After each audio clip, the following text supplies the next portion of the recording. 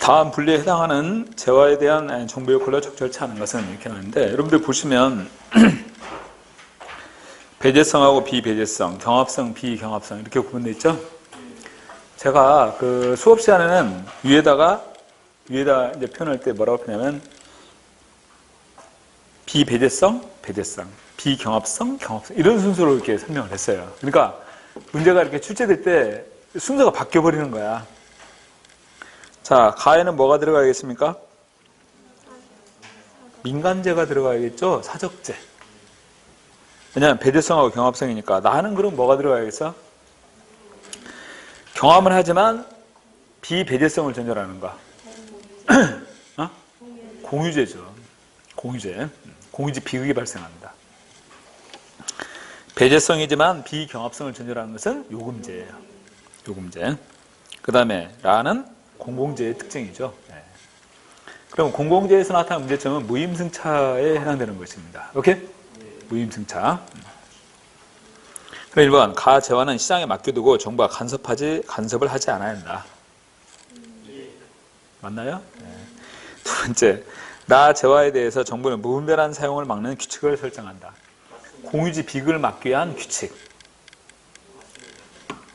자, 정신 차리고. 그렇게 앉으면 안 돼. 그냥 허리를 딱 당겨야지. 그러고 있으면 졸려. 세 번째, 다 재화의 상당 부분을 정부가 공급하는 이유는 자연 독점에 의한 시장 실패에 대응해야 하기 때문이다.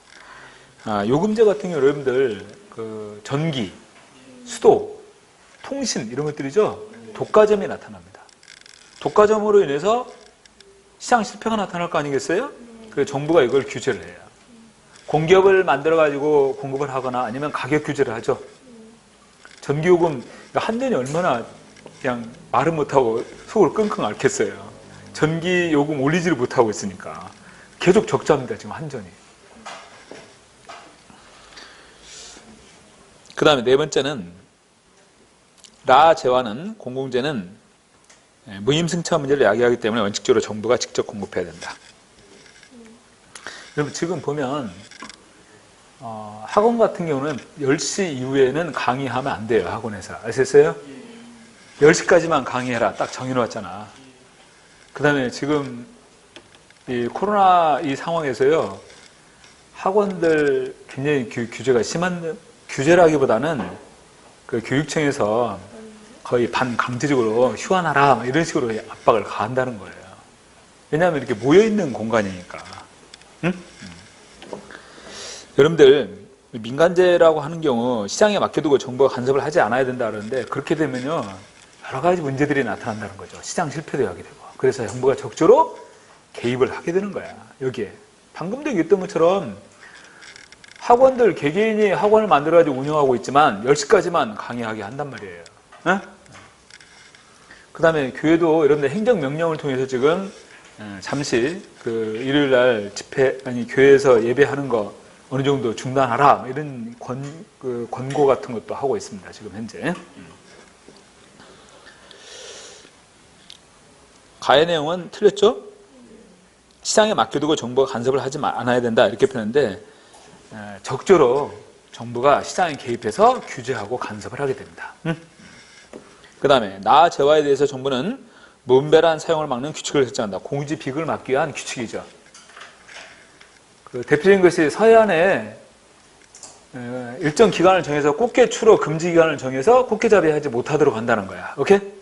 이런 것들. 또 국립공원 안에 들어갈 때 라이터나 성냥을 갖고 들어가지 못하게 한다랄지 이런 것들이 여기서 말하는 공유지 비극을 막기 위한 규칙에 해당되는 것들입니다. 오케이? 3번 다 재화의 상당 부분을 정부가 공급하는 이유는 자연 독점에 의한 시장 실패에 대응해야 하기 때문에 바로 이러한 요금제 같은 경우는 바로 정부가 공급하는 경우가 많아요. 아까 얘기했던 전기, 공기업을 통해 공급하잖아요. 수도, 정부가 공급하지 않습니까? 그 다음에 라재화는 공공재는 무임승차 문제를 야기하기 때문에 원칙적으로 정부가 직접 공급한다. 오케이? 7번에는 1번이 거리가 있어요. 자, 이런 패턴과 이런 유형의 문제를 유의하셔야 됩니다.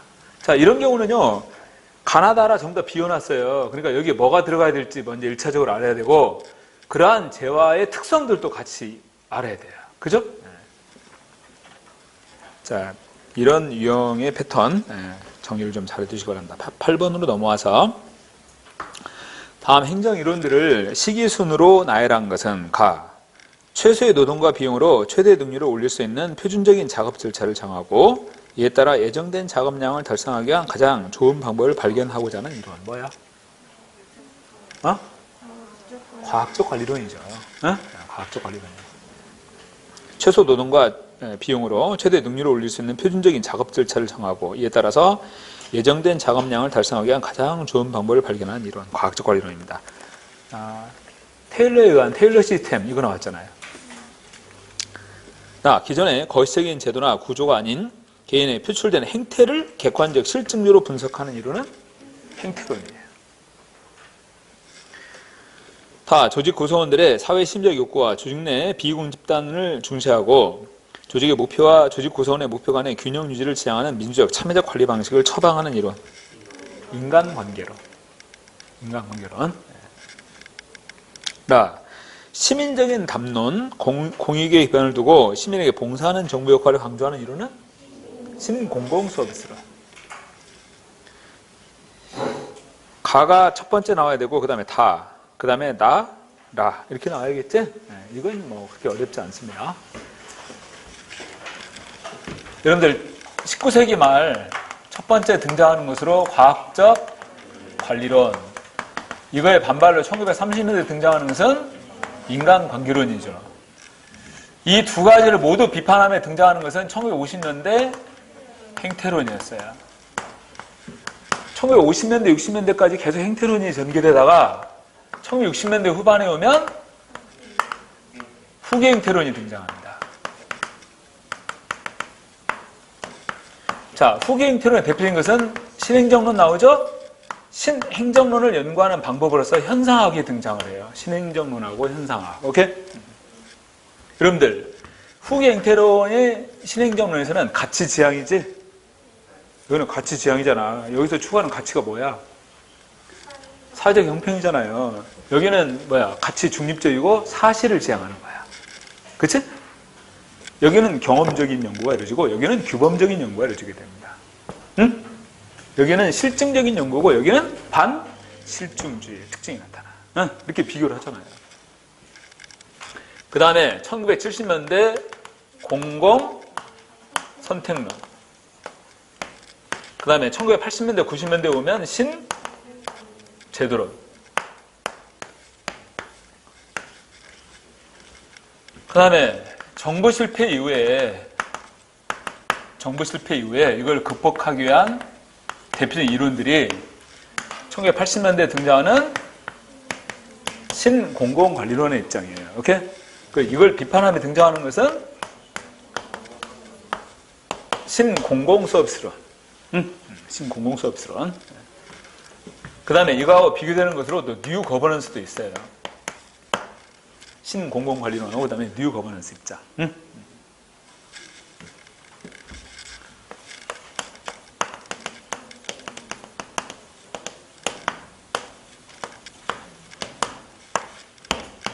이것도 있죠. 탈신공공관리론의 시각도. 1950년대 그 개발도상국을 중심으로 해서 등장하는 생태론, 체제론, 비교행정, 발전행정. 이 네 가지. 생태론, 체제론, 비교행정은 행정을 종속변수로 이해하는 거예요. 환경의 종속변수로. 근데 발전행정 하에서는 행정은 종속변수가 아니라 뭐다? 독립변수로 이해한다. 오케이? 여기서는. 자, 흐름을 한번 정리해 두세요. 자, 8번의 정답은 2번입니다. 자, 9번으로 넘어와서.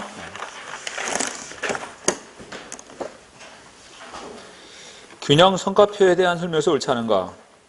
1번, 재무적 관점의 성과 지표는 매출, 자본 수익률, 예산 대비 차이 이런 것들을 지표로 해서 재무적 관점의 성과 측정을 하는 거예요. 두 번째, 고객 관점은 BSC의 네 가지 관점 가운데서 행동 지향적 관점에 해당한다. 행동지향적 관점에는 두 가지가 있어요. 뭐냐면 하나가 내부 프로세스의 관점하고 그 다음에 학습과 성장의 관점. 행동지향의 관점이에요. 내부 프로세스, 그 다음에 학습과 성장의 관점. 그러면 행동지향적 관점하고 비교되는 것은 가치지향적 관점이에요.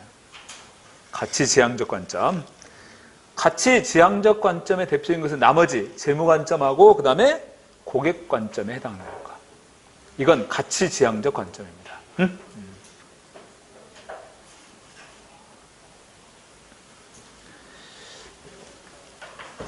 고객관점하고 재무관점은 가치지향적 관점이라고 그랬어요. 행동지향적 관점에는 내부 프로세스하고 학습과 성장의 관점. 오케이? 그 다음 3번. 학습과 성장의 관점은 민간 부분하고 정부 부분이 큰 차이를 둘 필요는 없는 부분이다. 학습과 성장의 관점에 관한 부분은. 네 번째, 업무 처리의 관점. 이게 내부 프로세스 관점이죠. 업무 처리니까. 업무 처리의 관점인 내부 프로세스의 관점은 정보 부분에서 정책 결정 과정이나 집행 과정, 재화 서비스 전달 과정 등을 포괄한 넓은 의미를 갖고 있다. 행정 부분에서 본다면. 자, 네 가지 관점에 해당되는 것인데, 여러분들, 원래 이게 그 민간 기업에 적용하기 위해서 이 모형을 개발했거든요. BSC. 이걸 이제 정부에 적용하는데, 정부 부문에 적용했을 경우 가장 강조해야 될 관점은 어떤 관점입니까? 고객 관점이에요. 정보 부분에 적용했을 경우 가장 강조해야 될 관점은 고객 관점이다. 오케이? 네. 이것은. 그 다음에 네 가지 관점 가운데서 다른 세 관점의 토대가 되는 관점은 학습과 성장의 관점입니다. 다른 세 개의 관점의 토대가 되는 것은 학습과 성장의 관점이다. 그리고 이걸 행정기관에 적용했을 경우에 가장 강조될 관점은 고객 관점의 특징이고. 원래 이 케플런과 노톤 두 사람이 과거에 이제 기업의 성과를 측정할 때 보면 주로 재무 관점에만 초점을 두고 성과 평가가 이루어지고 이렇게 했다는 건데, 그럼 너무나 한쪽에 편협돼 있고 성과의 측면이 또 기업에 있어 전체적인 것을 파악할 수가 없다. 그래서 이제 고객 관점, 고객이 우리 기업을 어떻게 판단하는지, 또 미래를 위해서 어떤 부분에 투자하고 어떤 노력이 이루어져야 될지 학습과 성장의 관점. 그 다음에 내부의 업무 처리를 개선하기 위한 또는 효과적인 업무를 처리하기 위한 내부 프로세스 관점, 이런 관점들까지 같이 포함해서 성과를 측정한다는 거예요. 그리고 종합적으로 성과를 평가할 수 있겠더라, 이렇게 보는 시각이죠. 근데 이 모형을 이제 행정기관에도 도입한 거예요. 오케이? 행정기관에 적용할 수 있겠더라, 그런 얘기야. 자, 9번에서 거리가 있는 것은 몇 번? 2번이에요. 자, 10번. 공무원 부패 접근 방법에 설명해서 옳지 않은 것은 1번, 권력 문화적 접근법은 공직자들의 잘못된 의식구조를 공무원 부패의 원인으로 보고 있다. 공무원들의 잘못된 의식구조라고 하는 것은요, 구조적 접근이라고 표현하는 거야. 구조적 접근. 두 번째, 사회문화적 접근은 특정한 지배적 관습이나 경험적 습성 등이 공무원 부패와 밀접한 관련이 있다. 명절 때 선물을 주고받잖아요. 그런 관습이 있는데 사과 상자가 선물로 들어왔는데 열어보니까 거기에 돈 봉투가 들어있더라는 얘기죠. 참 고민스럽죠? 어떻게 하라고 그랬어? 나한테 보내란 말이야. 그럼 내가 다 해결해 줄 테니까. 고민하지 말고. 이게 사회문화적 접근입니다. 이 내용이. 제도적 접근은 행정통제장치의 미비를 대표적인 공무원 부패의 원인으로 본다. 이게 무슨 말이냐면, 부패를 야기하면 그걸 강력하게 처벌할 수 있는 제도적 여건을 갖춰야 되는데 그런 게 없기 때문에, 부패에 대한 처벌 근거인 제도가 없기 때문에 부패가 자꾸 야기된다는 거죠. 근데 지금 강력한 법이 만들어졌어요. 김영란법. 오케이? 그러니까 아예 뭐 이게 돈 받고 이런 거 꿈에도 생각하지 마세요. 아셨어요? 지금은 생각해 보세요. 가서 밥 먹는 거 3만 원, 선물 5만 원 딱딱 정해놨잖아. 그 오버하는 순간 징계예요. 아셨어요? 지금 어제도 보니까 N번방 이것 때문에 아주 시끄럽죠. 굉장히. 거기에 참여한 공무원이 있다면서요. 직위해제당했답니다. 직위해제. 거기에 이제 참여한 친구들 전부 다 이제 다 경찰로 이제 출두시켜가지고 지금 조사하고 있는 모양이에요. 공무원도 있어가지고 공무원 직위해제 당했다는 거야.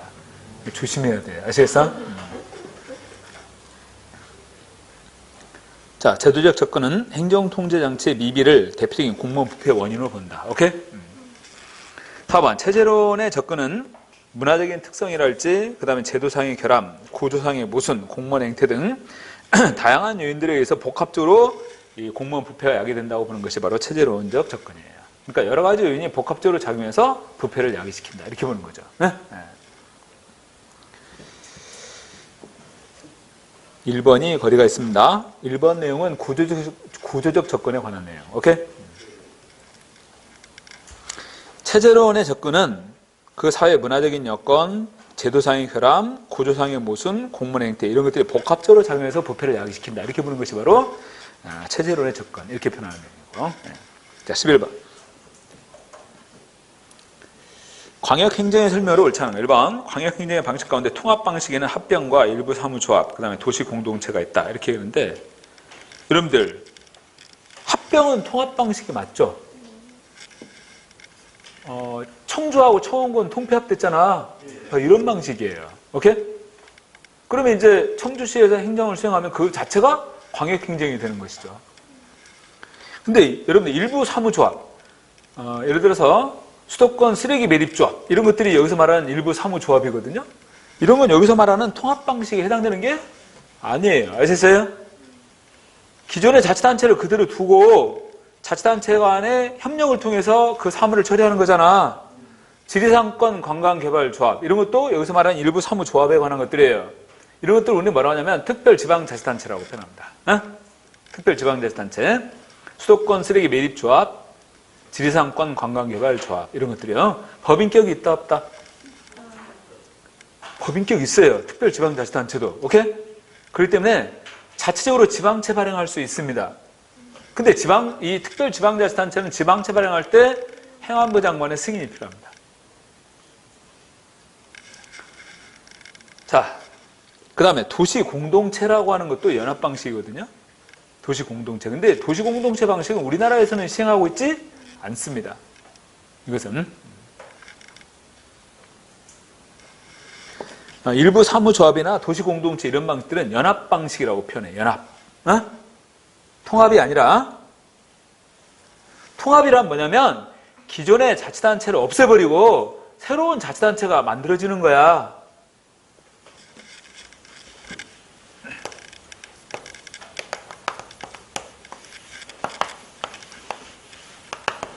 이런 것도 있어요. 여러분들 예전에 대천시, 보령군 이렇게 있었지? 근데 이것도 통폐합돼 버렸어요. 이거 다 없어졌잖아. 지금 뭐가 됐어요? 보령시 이렇게 탄생을 했잖아. 이것도 여기서 말하는 통합이에요. 아셨어요? 명칭이 완전히 바뀌는 거죠. 이렇게. 이런 것들은 여기서 말하는 통합이고 합병입니다. 아셨습니까? 근데 일부 사무조합이랄지 도시공동체 이런 경우들은 연합방식에 해당한다. 2번 광역행정은 자치단체 간의 재정, 행정서비스의 형평적 배분을 도모하는 것이다. 그렇잖아요. 자치단체 간의 재정, 행정서비스의 형평적 배분을 도모한다. 그러니까 예전 같으면 청주시 청원군이 별도로 있을 때는 서비스 제공하는 방식들의 차이가 있고 그랬을 거 아니야. 또 지역개발에서 차이가 있고. 근데 이제 통합이 됐으니까 같이 광역적 차원에서 서비스가 제공될 때 똑같이 균일적인 그런 서비스가 제공될 거라는 거야. 3번 광역행정은 규모 경제를 실현할 수 있죠? 4번 광역행정은 자치단체 간의 갈등 해소와 조정의 기능을 수행할 수 있다. 광역적 차원에서 이와 같이 행정이 이루어지게 된다면 자치단체 간의 갈등을 해소하고 조정 기능을 수행할 수 있는 것이다. 왜냐하면 자치단체 간의 갈등이나 이런 것이 어느 정도 해소될 수 있잖아. 이렇게 되면. 자, 11번은 1번이 틀렸어요. 1번이. 여러분들, 광역행정은 규모 경제라고 그랬지? 행정의 효율성을 기할 수 있는 그런 특징입니다. 아셨어요? 행정의 효율성을 기할 수 있는 거죠. 광역행정은. 그래서 비용의 절감을 가져오는 거 아니야. 그렇잖아요? 이런 거 생각해 보세요. 자, 4대강 사업을 합니다. 낙동강을 중심으로 해서. 낙동강이 흘러가는 지역이 얼마나 자치단체 수가 많아요. 근데 그 자치단체들이 개별적으로 계획을 수립하고 사업을 한다면 중복돼서 낭비되는 그런 비용이 엄청나겠죠. 그러니까 국토교통부가 그 사업을 총괄해서 관리한다 이 말이야. 아셨어요? 그게 광역행정에 관한 거잖아요. 그런 부분이. 그러면 중복되는 이런 부분들 전부 다 제거할 거 아니야. 자치단체별 따로따로 설계하고 그럴 필요도 없단 말이야. 그렇게 되면. 그래서 광역행정은 바로 이렇게 비용의 절감을 기할 수 있는 대표적인 방식이라고 볼 수 있어요. 응? 더군다나 오늘날에는 교통, 통신이 발달됐기 때문에 광역적 차원에서 할 수밖에 없잖아요. 행정을 수행할 때. 자, 11번은 정답이 1번입니다. 12번. 현재 행정 각부와 그 소속 행정기관으로 옳은 것만을 보기 위해서 모두 골라라.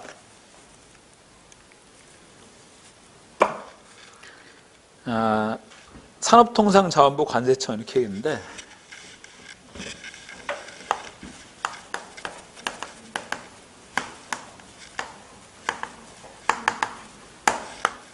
자, 기획지정부는 조국 관통입니다. 오케이?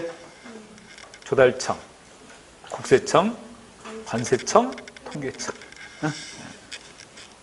조국 관통.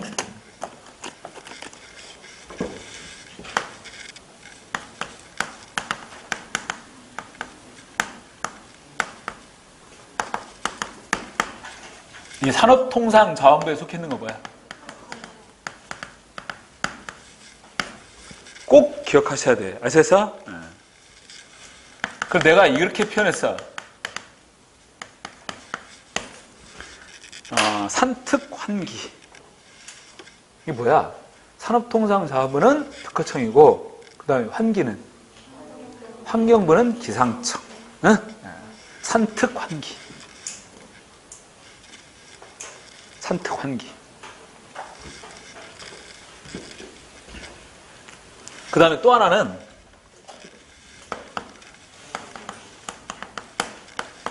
안경소. 행정안전부는 경찰청하고 소방청이 들어가 있습니다. 오케이? 네. 그래서 이 정도는 좀 기억을 해둬야 돼. 아셨어? 조국 관통, 그 다음에 산특환기, 안경소, 이 정도는 기억하고 있어야 됩니다. 자, 그러면 산업통상자원부 관세청 틀렸죠? 행정안전부는 경찰청하고 소방청 얘기했어. 중소벤처기업부는 특허청. 특허청은 산업통상자원부 소속이죠? 특허청은 산업통상자원부 소속이야. 환경부는 아까 뭐가 속해 있다? 기상청. 산림청은요, 여러분들 농림축산식품부예요. 산림청은 응? 농림축산식품부. 환경부는 기상청. 그 다음에 기획재정부는 조달청. 맞죠? 그 다음에 해양수산부는 해양경찰청 포함되어 있습니다. 그러면 여기서 옳게 연결한 건 니은, 미음, 비읍. 근데 이거 나오면 헷갈리지 않습니까? 이거 헷갈릴 수 있어요. 그래서 꼭 이거 기억을 하라고. 조국 관통, 산특환기, 안경소. 이 정도 하면 거의 90%는 커버해. 아셨어? 이 정도 하면.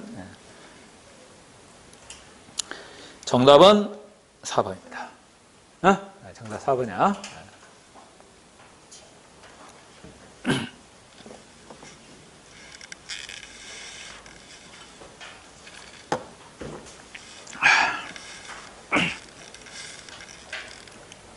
자, 13번 봅시다.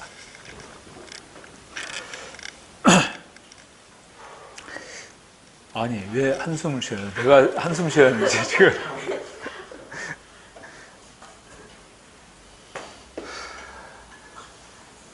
근데요, 힘들게 노력한 만큼 다 결과는 있는 거예요. 힘들게 고생하면 반드시 그 결과는 있는 겁니다. 지금은 힘들죠. 그렇지만 합격하고 나서 생각을 해보십시오. 그 힘든 과정이 다 그냥 한순간에 다 사라져 버린다고. 응? 자, 13번. 킹던의 정책의 창 모형과 관련된 내용으로 옳은 것만을 보기 위해서 모두 골라라. 방법론적 개인주의. 그 다음에 니은 쓰레기통 모형. 디귿 정치 흐름. 리을 점화장치. 미음 표준운영 절차. 여러분 아까 정책의 창 모형 이거 얘기했잖아. 여기 요소는 문제, 정치, 정책의 흐름 세 가지라고 그랬어요. 쓰레기통 모형과 마찬가지로 흐름 모형입니다. 근데 쓰레기통 모형은 행정학에서 연구된 모형이고 정책의 창 모형은 정치학에서 연구된 모형이에요. 근데 마찬가지로 흐름 모형인데 쓰레기통 모형을 적용한 거예요, 이게. 같은 맥락이라고. 응? 그 다음에 여러분들 이건 집단 차원의 정책 결정 모형에 나오는 거죠? 쓰레기통 모형이나 정책의 창 모형이나 다 집단 차원의 정책 결정 이론 모형이야. 그러니까 방법론적 개인주의하고는 관계가 없어요. 아셨어요? 방법론적 개인주의하고는 관계가 없는 거야. 행태로는 방법론적 개인주의죠? 연구의 초점이 어디에 있어요? 개개인의 행태에 초점을 두고 있는 거예요. 오케이? 방법론적 개인주의에서는 연구의 초점이 개인의 초점을 두고 있단 말이에요. 연구의 초점이. 예. 근데 정책의 창 모형은 집단 차원의 정책 결정 이론 모형에 해당되는 것입니다. 자, 쓰레기통 모형이고, 그 다음에 여기 표현한 것처럼 정치 흐름, 그 다음에 점화장치라고 표현했지? 그 점화장치라는 건 뭐냐면, 지금 현재와 같이 이렇게 코로나 바이러스, 이건 하나의 점화장치가 되는 거죠. 그러면 여기 이제 대통령이나 국무위원들이 있는데, 바로 그러한 상황이 전개되면, 뭐야 하고 창문을 다 열어볼 거 아니야. 그럼 그 흘러다니는 것들이 안으로 들어와요. 그럼 여기서 논의해서 해결책을 찾아 해결하고 이런단 말이야. 이게 바로 사건이 바로 점화장치가 되는 것이죠. 지금 여러분들 대통령이 주재하는 여러 회의들이 지금 계속 열리고 있잖아요. 경제회의도 그렇고 또 그거에 대응하기 위해서 관계기관 회의도 마찬가지고 계속 지금 회의들이 진행되고 있는데 그런 것들이 바로 그 극적인 사건에 대응하기 위한 것이죠. 그리고 그 해결책을 찾는 거야. 그 사건이 바로 점화장치 역할을 한 겁니다. 근데 지금 전 세계에서 대통령한테 우리나라 대통령이 전화하고 싶어갖고 난리들인 모양이더라고. 왜냐면 도움을 좀 받아야 되겠거든. 응? 더군다나 조금 있다가 G20 정상회의가 열린다고 그러잖아요. 화상회의로. 그거 열리기 전에 이제 우리나라 대통령이 연락을 해서 도움 받을 거 있으면 미리 도움을 받으려고.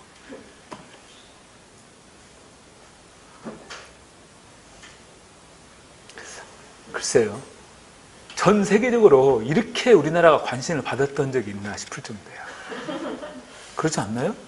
그것도 부정적인 측면이 아니라 굉장히 긍정적 측면에서. 이런 적이 없었을 것 같아. 물론 전에 예를 들어서 문재인 대통령, 김정은이 만났을 때도 관심을 끌었겠죠. 그런 상황들이 많이 전개되는 것 같아요. 전 세계적인 관심을 끌게 되는. 정말 대단한 거 아닙니까? 왜냐하면 그만큼 우리에 대한 인지도를 높이는 거죠. 국제사회에서. 굉장히 의미가 있는 거예요. 그런 부분들은. 근데 이제 긍정적인 측면에서 전 세계 관심을 갖게 됐으니까 더 바랄 것도 없죠. 응? 자, 표준 운영 절차하고 정책의 창 모형과는 관계가 없습니다. 표준 운영 절차에서는 어디서 나왔냐면 회사 모형에서 이해됐던 것이죠. 그죠? 회사 모형에서는 표준 운영 절차 이거 얘기했잖아. 자, 정책의 창 모형하고 관련된 내용은 니은, 디귿, 리을 이런 내용들이 됩니다. 여기서. 그죠? 니은, 디귿, 리을. 3번이 정답이겠죠? 네. 자, 14번. 다음 글의 기억과 니은에 해당하는 것은, 자, 박스에 보니까 기억은 지출이 직접 수입을 수반하는 경비.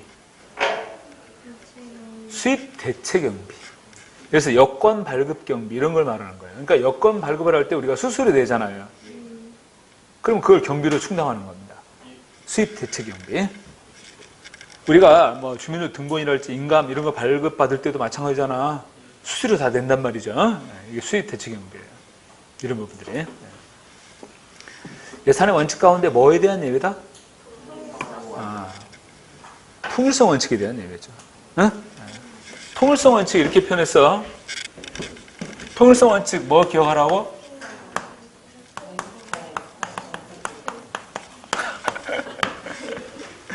통특특고 이거 기억하란 말이야.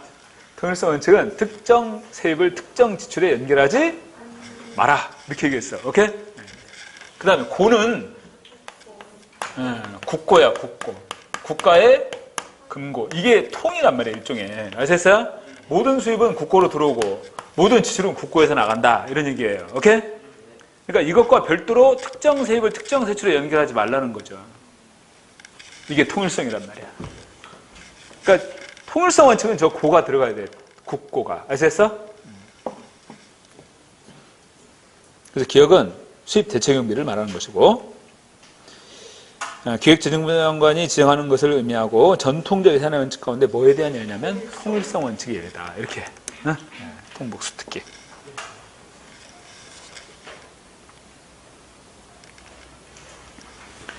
정답이 2번입니다. 자, 15번. 신공공관리론에 대한 설명에서 옳은 것만을 보기위해서 모두 골라라. 자, 박스에서 보니까 기업 경영의 논리와 기법을 정부에 도입 접목하려는 노력. 맞습니다.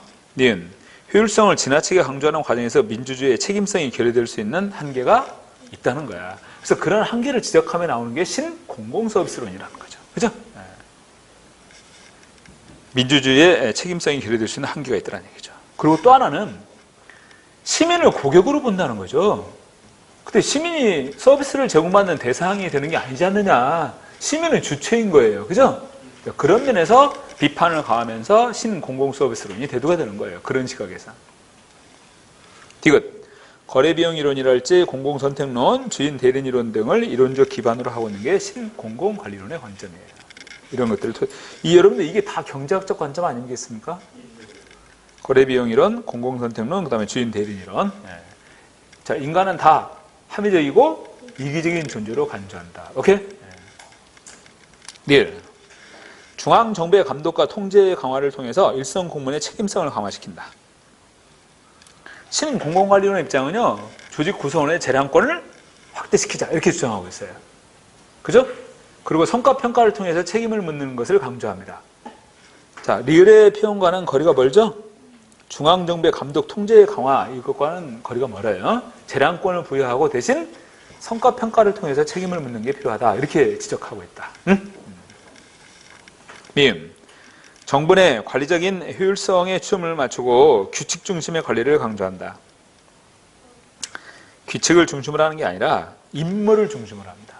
임무. 기업가적 정부 기억나십니까? 임무 중시하는 정부잖아요. 임무를 지향하는 거예요. 기업가적 정부에 보면. 그 다음에 기업가적 정부는요, 사전 예측과 예방 이런 거 강조하고 있죠. 그 다음에 총비적 정부라고 표현했지. 기업가적 정부의 특징들인데 이런 내용들은 바로 신공공관리론의 바탕을 둔 그런 특징들이에요. 총비적 정부고, 그 다음에 임무지향의 정부고, 사전 예측과 예방을 강조한다. 이런 것들이 기업가적 정부에서 나오는데 그런 특징하고 연관되는 것입니다. 그래서 규칙 중심이 아니라, 규칙 중심의 관리가 아니라 임무를 중시하고 성과 관리를 중심으로 하고 있다. 이렇게 이해를 하시면 됩니다. 성과 관리를 중심으로 한다. 자, 15번에서는 기억, 니은, 디귿 이 세 개가 맞는 표현이겠어요. 자, 16번. 행정 통제에 대한 설명에서 옳은 것만을 보기에서 모두 골라라. 행정 통제는 통제 시기의 적시성, 통제 내용의 효율성이 고려돼야 한다. 두 번째, 옴부즈만 제도는 공무원에 대한 국민의 책임 추궁의 창구 역할을 하며 입법, 사법 통제 한계를 보완하는 제도에 해당한다. 자, 옴부즈만은요, 호민관이라고 합니다. 국민을 보호하는 관리예요. 어디 소속이에요? 옴부즈만은?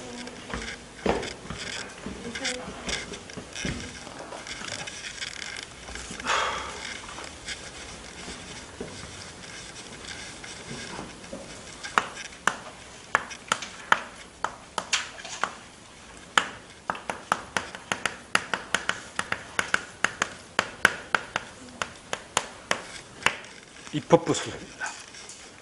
옴부즈만이. 그리고 여러분들, 이 옴부즈만은요, 헌법을 근거로 설치했어요.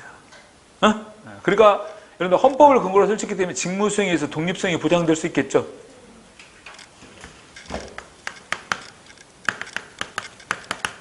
이 옴부즈만의 신분이 보장될 뿐만 아니라 직무 수행에 있어 독립성 이런 것들을 보장한다 그런 얘기입니다.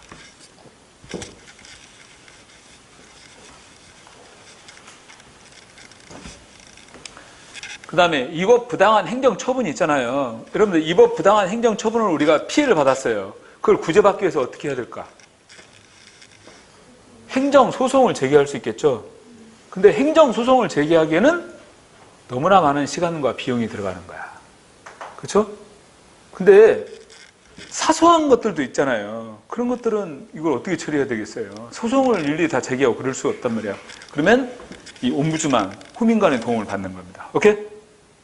그러면 이제 옴부즈만은 그러한 민원이 접수가 되잖아요? 그럼 그것을 조사를 해요. 아셨어? 조사하는 거야.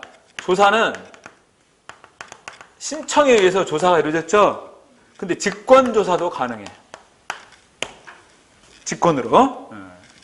그래서 조사를 통해서, 신청이나 직권을 통해 조사를 통해서 그 처분이 위법부당하고 그 위법부당한 처분으로서 피해를 받았다라고 판단이 되면 그 처분을 행한 기관에 시정 권고를 합니다. 아셨어요? 권고야, 권고. 아셨어? 시정 권고예요. 취소로 하거나 그걸 무효로 할 수는 없다. 취소로 또는 무효로 할 수는 없는 것이다. 단지 시정 권고를 하는 거니까. 그 다음에 신청에 의해서만이 아니라 직권으로도 조사가 가능하다.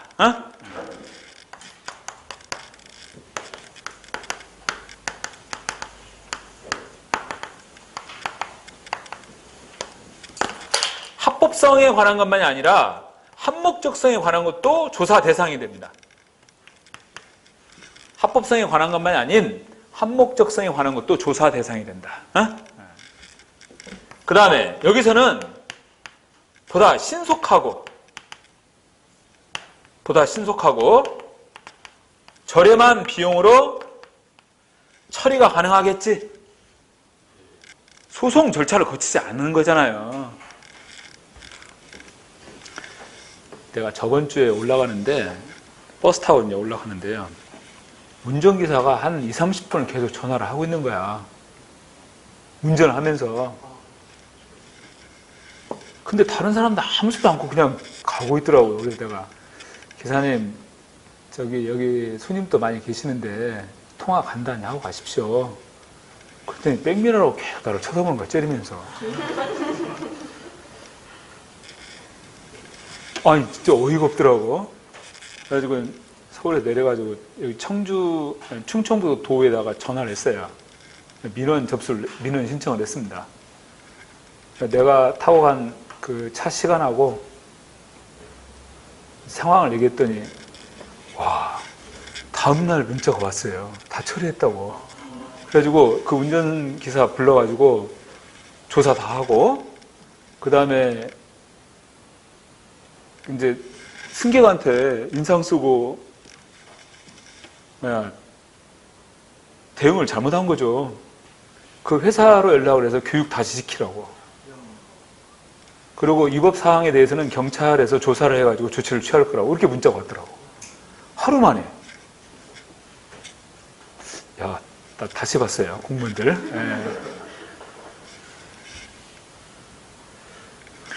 그렇게 신속하게 처리할 수 있다는 거죠. 그런 민원에 대해서. 그런 민원에 대해서. 그런 것도. 어떻든 옴부즈만은 지금 여기 표현하고 있는 것처럼 이렇게 신속하고 저렴한 비용으로 처리할 수 있어요. 오케이? 여기서는. 이게 옴부즈만입니다. 근데 우리나라의 옴부즈만은 뭐다? 국민권익위원회입니다. 국민권익위원회는 어디 소속이에요? 국무총리 소속이니까 입법부 소속이 아니라 어디 소속이야? 행정부 소속이에요. 근데 예를 들어서 여기 말하고 있는 것처럼 신분이 보장되고 그런 건 아니지만 직무 수행의 독립성 어느 정도 보장이 돼요. 오케이? 근데 이제 포인트는 뭐냐면 우리는 행정부 소속임과 동시에 신청에 의해서만 조사를 할 수 있고 직권 조사를 할 수 없어요. 아셨어요? 신청에 의해서만 조사가 가능하다. 물론 지금 여기 펴나오는 취소나 무효로 할 수 없다 이런 것은 마찬가지야. 이런 내용들은. 그리고 이 특징은 여기서 나타나는 거죠. 그대로. 합법성, 합목적성, 그 다음에 신속 저렴한 비용으로 처리되는 거 이런 것들은. 근데 요것과 요거의 가장 두드러진 차이라고 한다면 여기는 입법부 소속이고 여기는 행정부 소속이에요. 그 다음에 여기는 직권과 신청을 통해서 조사가 이루어질 수 있습니다. 그러니까 자체적으로 직권에 의한 조사도 가능해. 근데 여기는 신청에 의해서만 조사가 이루어질 수 있다. 그런 얘기죠. 네.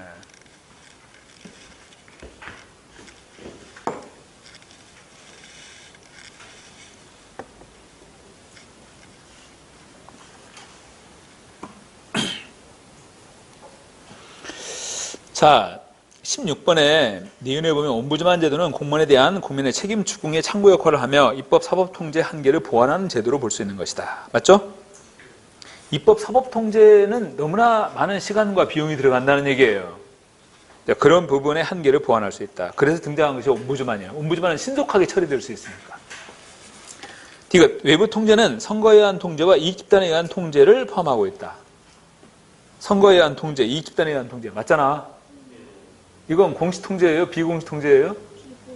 비공식 통제예요. 여러분들 외부 통제 가운데 입법부, 사법부, 옴부즈만은 공식 통제에 속하는 것들이에요. 선거나 이익집단은 비공식 통제죠. 그러면 정당에 의한 통제는 공식, 비공식, 비공식적 통제죠. 정당은 국가기관이 아니야. 그러나 리얼 입법 통제는 합법성을 강조하기 때문에 이미 위법 행정보다 부당 행정이 많은 현대 행정에서는 효율적인 통제가 어렵다. 이렇게 표현하는데 합법성을 강조하면서 위법 행정보다는 부당 행정이 많은 현대 행정에서 효율적인 통제가 어렵다. 이건 사법 통제를 표현하는 거예요. 입법 통제가 아니라. 그렇지 않습니까? 사법 통제의 한계를 지적하는 거죠. 자, 16번에서는 기억, 니은, 디귿 이 세 개가 맞습니다. 자, 여러분들 감사원은 대통령 소속이죠? 헌법에 의해 설치된 기관이에요. 그래서 공식 내부 통제입니다. 감사원. 국민권익위원회는 마찬가지로 공식 내부 통제에 속하는 거예요. 각각. 자, 오늘날의 현대 행정국가로 들어오면 외부 통제를 강조한다, 내부 통제를 강조한다. 왜냐? 행정이 전문화되잖아요. 재량권이 확대되죠? 외부에서 통제하기가 어려워져요. 그래서 내부 통제를 더 강조하는 거야. 현대 행정국가 하에서는. 오케이?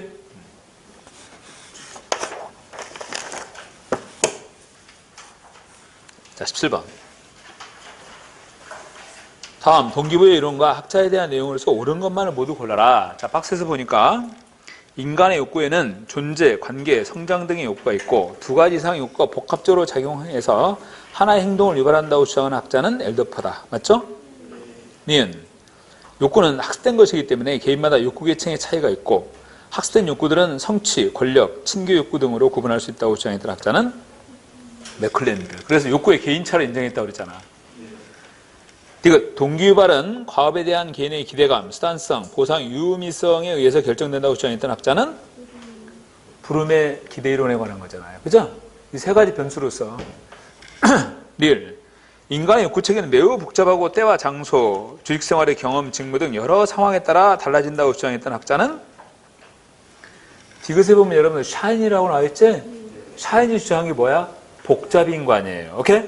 그 복잡인관은 상황론을 전제로 하는 거야. 오케이? 리을은 샤인의 복잡인관 설명하고 있습니다. 그러니까 상황에 따라서 다른 특성을 나타낸다. 이런 표현이야. 상황에 따라서 인간은 다른 특성을 보인다. 이게 바로 샤인이 주장하는 복잡인관 이런 표현이란 말이에요. 상황론을 전제로 한다고 그래서 자, 그러면 17번에서 맞는 것은 기억하고 니은이 맞는 거죠. 그죠? 자, 18번. 개방적 인사제도의 설명에서 옳지 않은 거. 1번. 폭넓은 지식을 갖춘 일반 행정가를 육성하는 데 효과적이다. 이건 폐쇄형이에요. 계급제의 특성처럼. 개방형은 외부에서 그 직위에 적합한, 직무에 적합한 외부 전문가를 영입할 수 있잖아. 그래서 전문 행정가 육성이 효과적이라고 봐야지.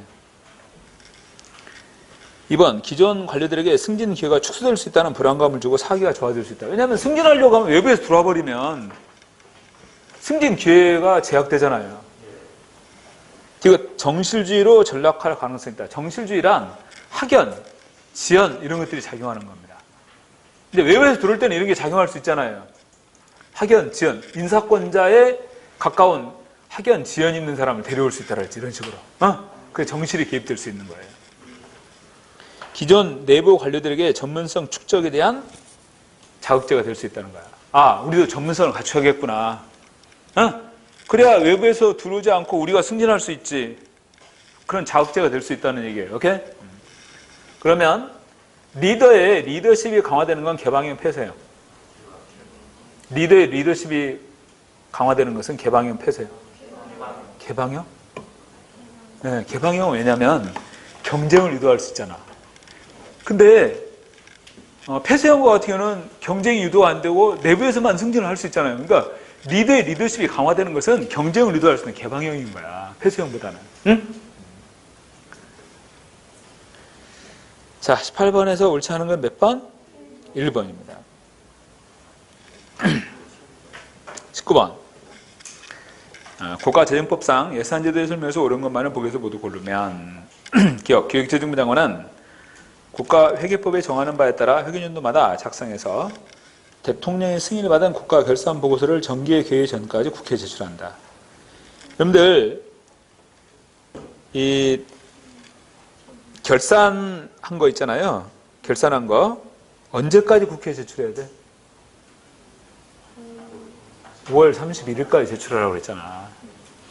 결산한 것은 5월 31일까지 국회에 제출합니다. 그러면 국회에서 결산 심사를 하죠? 언제까지 결산 심사하겠어? 정기국회 개회 전까지 결산 심사 이루어지는 거예요. 아셨어요? 그러니까 이거 틀린 거지?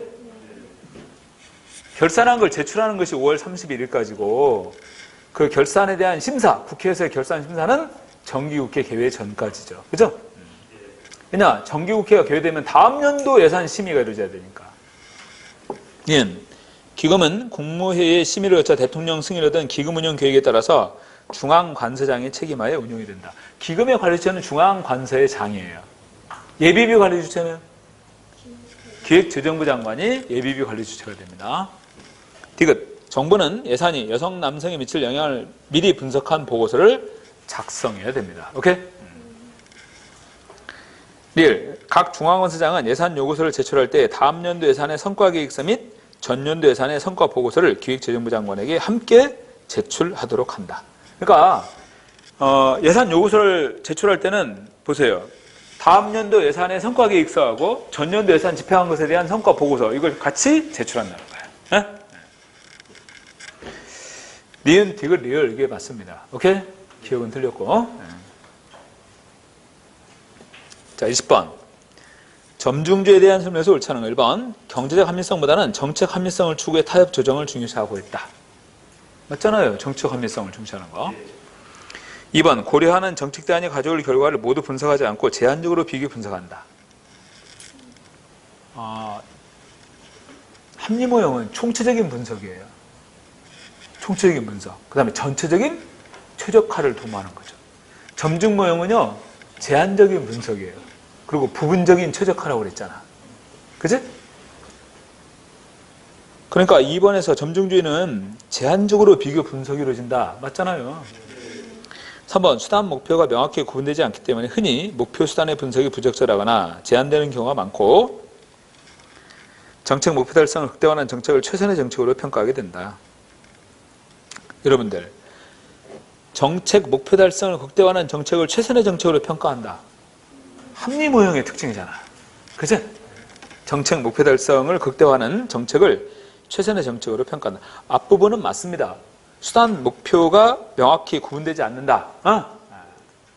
합리모형은요. 목표 수단 분석이 이루어지는데 목표 수단이 명확하게 구분돼요. 그리고 목표는 명확합니다. 변경되지 않죠? 그리고 인간이 완벽하니까 목표가 딱 주어지면 목표 달성의 수단을 찾을 수 있다고 보는 거예요. 그게 목표 수단 분석이에요. 합리모형에서.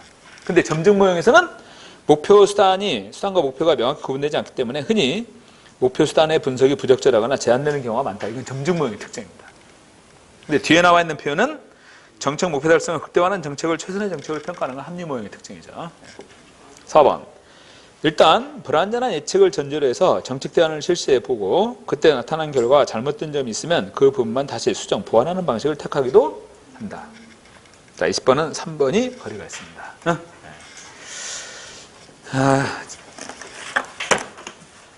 계산을 이렇게 쭉 해보니까 담아있는 문제가 너무나 많아요.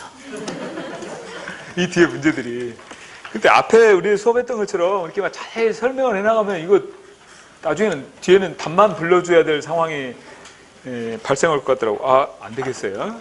그래서 문제를 조금 더 많이 풀었습니다. 문제 미리미리 풀어오세요. 미리미리 풀어보시기 바랍니다. 그리고 이제 날씨도 이제 풀리고 또 밖에는 벚꽃도 피고 그러지만 그런 거 신경 쓰지 말고 더군다나 시험도 지금 뒤로 딜레이가 된 상황이니까 바짝 고삐를 쥐고 긴장감을 늦추지 마시기 바랍니다. 오늘 여기까지 하겠습니다. 수고하셨습니다.